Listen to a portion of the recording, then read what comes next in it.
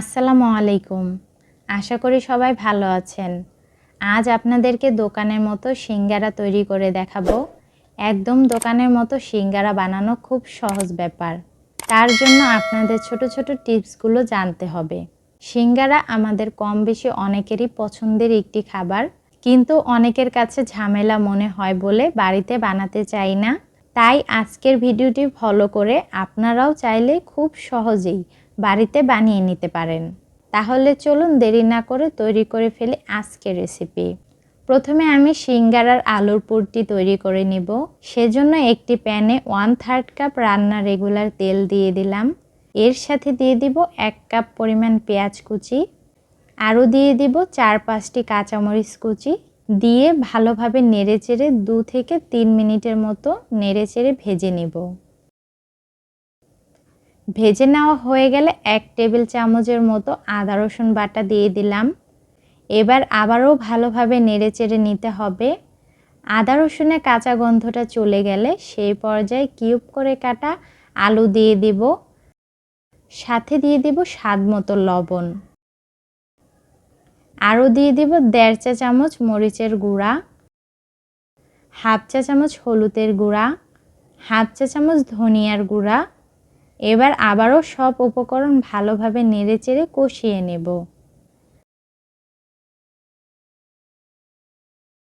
আলুগুলো কষানো হয়ে গেলে আলুগুলো সেদ্ধ করার জন্য পরিমাণ মতো পানি দিয়ে দিলাম। আমি এখানে 1/2 কাপ পরিমাণ পানি দিয়ে দিলাম। আপনারা আপনাদের মতো করে পানি ব্যবহার করবেন। পানিগুলো শুকিয়ে যাওয়া পর্যন্ত অপেক্ষা করব। ঝোলটা কমে আসলে সেই পর্যায়ে আমি স্বাদ বাড়ানোর জন্য ধনিয়া পাতা কুচি দিয়ে ভালোভাবে নেড়েচেড়ে আলুগুলো ঝরঝরে করে নিব। খেয়াল রাখবেন আলু রান্নার শেষে কোনো প্রকার পানি যেন না থাকে। যদি পানি থাকে তাহলে সিঙ্গারাগুলো ভাজার সময় ফেটে যাওয়ার সম্ভাবনা থাকে। আমার সিঙ্গারার আলুর পুরটি তৈরি হয়ে গেছে। এবার একটি সাইডে রেখে দিব। এবার সিঙ্গারা তৈরি করার জন্য আটার ডোটা তৈরি করে নেব। ডো তৈরি করার জন্য একটি বাটিতে 2 কাপ পরিমাণ আটা নিয়ে নিলাম। এর সাথে দিয়ে দিব 1.5 চা চামচ কালো জিরা, সাথে দিয়ে দিব স্বাদ মতো লবণ। এর সাথে দিব 2 টেবিল চামচ রান্নার রেগুলার তেল। এবার সমস্ত উপকরণ ভালোভাবে নেড়েচেড়ে মিশিয়ে নেব। মিশিয়ে নেওয়া হয়ে গেলে অল্প অল্প করে পানি দিয়ে সিঙ্গারার জন্য পারফেক্ট ডো তৈরি করে নেব। আর সিঙ্গারা তৈরির ক্ষেত্রে ডোটা একটু শক্ত করে তৈরি করতে হয়। এবার ভেজা সুতি কাপড় দিয়ে ডোটা ঢেকে রেখে দেব। এতে করে ডোয়ের ওপরের অংশ শক্ত হবে না। ফিরে এলাম 10 মিনিট পর। এবার বাটি থেকে তুলে একটু মথে নিব আর ছোট ছোট ডো তৈরি করে নিব। আর ডোগুলো আপনাদের পছন্দ অনুযায়ী তৈরি করে নেবেন। ডো তৈরি হয়ে গেলে বাটিতে রেখে ঢেকে দিব।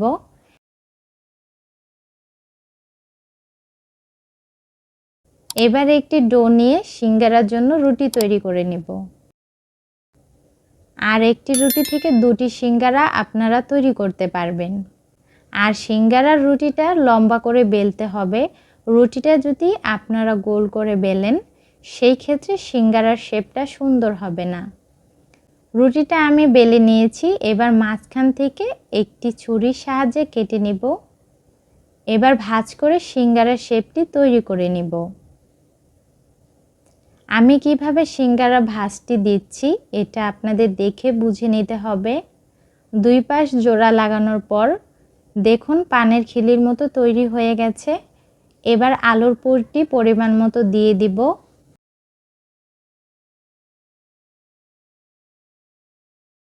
আলুর পুর দেওয়া হয়ে গেলে পেছন থেকে রুটিটি টেনে জোড়া লাগিয়ে 2 পাশ থেকে ভাঁজ করে নিব।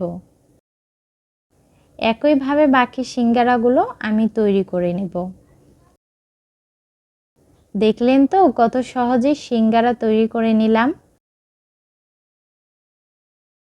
সিঙ্গারাগুলো ভাজার জন্য একটি প্যানে পর্যাপ্ত পরিমাণ তেল গরম করে নেব। তেল গরম হয়ে আসলে তৈরি করে রাখা সিঙ্গারাগুলো দিয়ে দিব।